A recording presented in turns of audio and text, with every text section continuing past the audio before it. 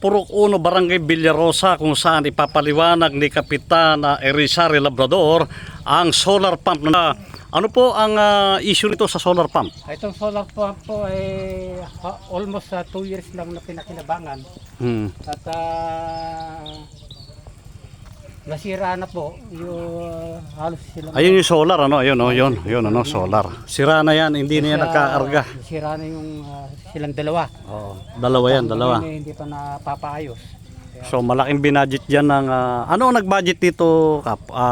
NIA. Malaking binudget ng NIA rito pero hindi pinakikinabangan mga kaibigan. Kitang-kita ninyo. Solar panel, napakarami.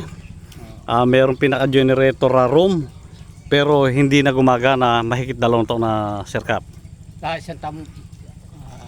Okay. Isang taon. Okay, isang taon. Okay, Kap, samahan mo kami ngayon sa sa flood control na sinasabing problema ng ito nga, nakikita mo ito, sige po. Yung dati.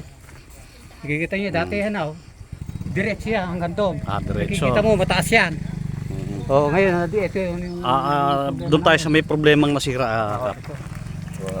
Okay, magandang araw, Sir. Sir Kap, ano po pangalan niyo, Sir? Jamie po, Jamie Damo po. Ano po kayo sa barangay? Tanod po, sir. Pinakamahusay at gwapong tanod, ano? Walang kupas. Hindi chick boy, Sir. nakikita niyo, sir. Titingnan ko lang po yung tubig, ano? Ito may mga bitak, ano? Daming bitak po. Nakikita po ninyo, may mga bitak po. Malaki po binudget ng NIA dito sa flood control nila. Ano to, NIA o? DPWH ang DPWH, malaki po binudget ng DPWH dito, no? Talagang magagaling po yung mga government natin Ayun po yung ilog. Project po yan ni Congresswoman Sonsing. Ito yung Labong River. Ayan, okay. Okay, naglalakad po kami ngayon ni Kap para tingnan yung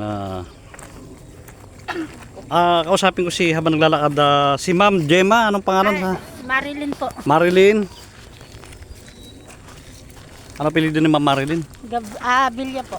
Bilya, kayo po ay encoder ng barangay, tama? Hindi po, tanod po. Tanod din. Na-interview na kita kanina. Asan ba si encoder? Hindi natin kasama. Ito po ang Ma'am. BHW, Ma'am, anong pangalan? Alicia po, Labrador. Alicia Labrador. Ano niyo si Kapitan? Bayaw po. Bayaw, talang magigilas. Kumusta po ang BHW, Barangay Health Worker, kalagayan sa Villarosa? Okay naman po, na susolusyonan naman po yung mga pangailangan sa mga gamot. Sa gamot, nasusolusyonan. Wala namang kinakaharap na matinding problema, panawagan, nasa inyong pagkakataon ngayon? Sa dengue po, kasi marami po nade-dengue dito sa amin. Marami na dengue. Okay, salamat. Balikan kita, Ma'am. Okay, Kapitan, ito na yon. Ito na yung... dati, ganun yung. Ganun kataas. Ganun kataas.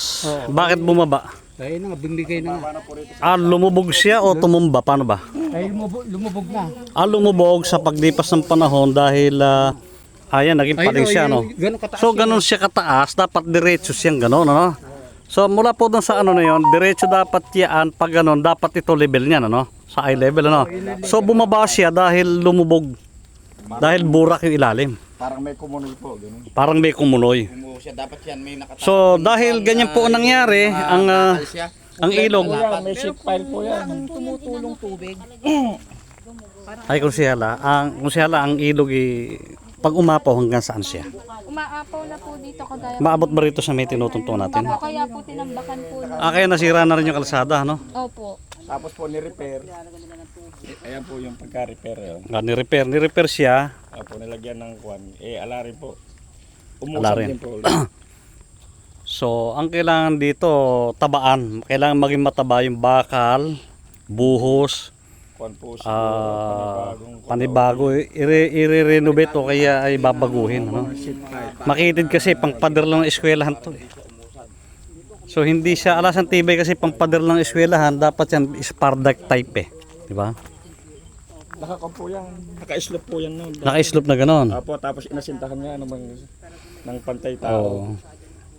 Pero dapat may Spardak type na gano'n Ayan po, sir, yan. Almost 200 meters na yun po, nagbumaba. Malalim na binaba niya. Bumababa pa siyang kasalukuyan, Kap. Opo. Ayan. Opo, so malaki po problema nila mga kaibigan, hindi po biro ang dinaramdam ng mga tiga barangay